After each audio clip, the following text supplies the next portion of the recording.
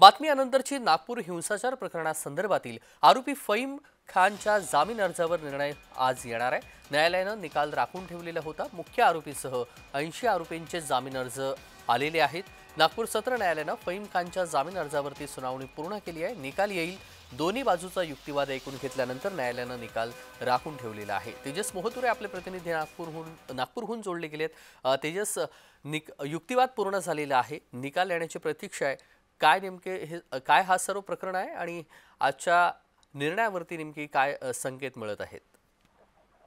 नक्कीच तेजस, नागपूर दंगलीच्या मास्टरमाइंड फहीम खान याच्या हिंसाचार प्रकरणातील मुख्य आरोपी म्हणून त्याला बघितलं जातं। त्या जामीन अर्जावर आज निर्णय येण्याची शक्यता संपूर्ण वर्तवली जात आहे। नागपूर सत्र न्यायालयाने फहीम खानच्या जामीन अर्जावर जे सुनावणी आहे ती पूर्ण केली आहे आणि दोन्ही बाजूचा युक्तिवाद ऐकून घेतल्यानंतर हा न्यायालयाने हा निकाल जो आहे तो राखून ठेवला होता।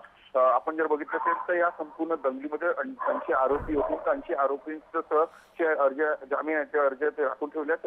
त्यासोबत नागपूर हिंसाचारानंतर पोलिसांनी फहीम खानला अटक केली होती। त्यांच्यावर विविध कलमानुसार गुन्हे दाखल केले होते। आज विशेष करून पाहावं लागेल की नागपूर हिंसाचार प्रकरणाचे मुख्य आरोपी फहीम खान यांच्या जामीन निर्णयाचे निकाल आहे तो येण्याची शक्यता वर्तवली जात आहे। तेजस, अगदी धन्यवाद तेजस, आपण दिलेल्या सविस्तर माहितीसाठी।